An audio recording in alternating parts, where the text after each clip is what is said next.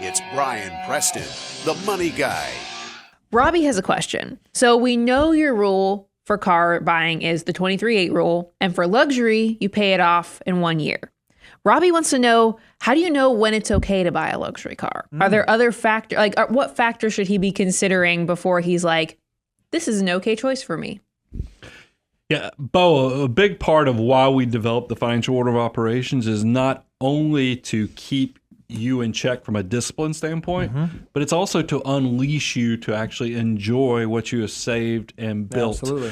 Do you mind, because I'd love for you to kind of integrate our 23-8 with the actual financial order of operations. By the way, if you're brand new, we know we're picking up new listeners all the time. Go to moneyguy.com/resources and you can get a free deliverable of this. If you want a deep dive on it, you get in, you're like, man, this is so good. I wish I could get a one-on-one discussion. We have a course. Learn.moneyguy.com. You can actually also have the financial order of operations at your fingertips. So the question is to win. I'll talk about that. That's financial order of operations driven.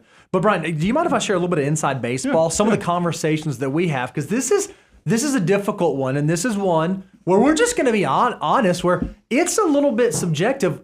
You even have to define not only when can I buy a luxury car, you have to define what is a luxury car. Because I would argue for someone who is a young person and you're thinking, oh, well, I'm going to buy one of those brands I just saw, but I need an SUV. So I'm going to go buy a brand new Toyota Sequoia. Well, if you looked at the price of brand new Toyota Sequoias, it's like an $80,000 vehicle, right? So like for some people, I would argue, depending on your stage of life, that may indeed actually be a luxury vehicle relative to the other options and opportunities that are available to you.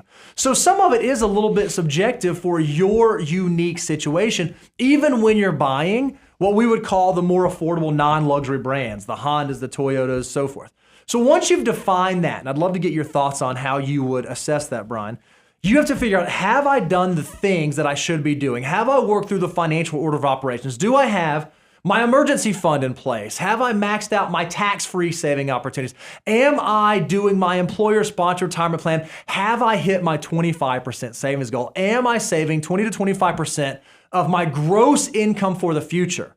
Once I have done that, once I have satisfied that mark, I can then start making decisions around my preferences over my necessities. And it might be, I prefer to drive a nicer vehicle. I want to drive that BMW or that Mercedes or that Tesla or that fill in the blank. If I know that I'm taking care of all the things I should be taking care of, and I've moved past hyperaccumulation into step 8 of the financial order of operations, I think that's the point where you can start thinking, all right, yes, maybe a luxury brand is what makes sense for me right now. Yeah, because you can be liberated because you've already taken care of your automatic wealth building process. Yeah, go have a good time. You know, once you get to step 8, it really is. That's where you're now thinking about, am I doing rental property? Am I paying for the kids? Am I saving for the kids' college? Am I buying a nicer car?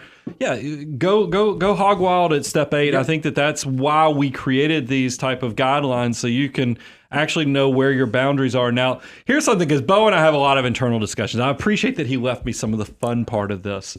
Is that because there is a way, because I'm not going to tell on anybody, but there's somebody in this room that wants a Ford Raptor. And you're trying to figure out how does a Ford Raptor, because an F-150 that's truck, a truck, right? that could be, you could be using that to pay for your families. You know, that could be work. Yeah, that could be a go. work truck.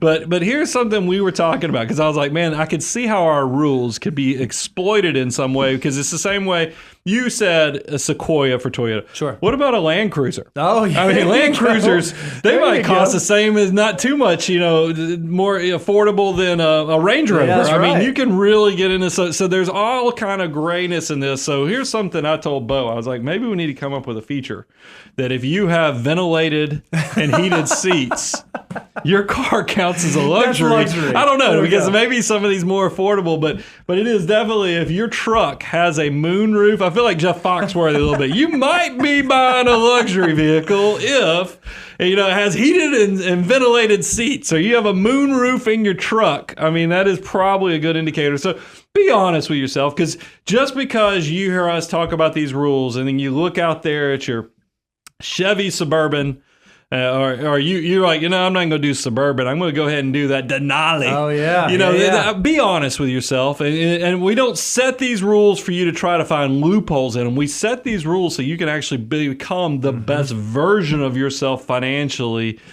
Don't try to cut the corner, because wealth creation is in being disciplined and stacking those dollars one by one until the point. Remember, wealth building is slow until it gets really fast, because that compounding, because everybody thinks wealth building is kind of a linear. That's the way our brains think, is that you're going to do 1 + 1, 2, 3, 4. No, it's going to be exponential, but you got to be able to put those dollars so they can have that exponential growth opportunity in the future. Don't shortchange yourself by trying to come up with outsmarting, sneaky little ways to cut the corner off.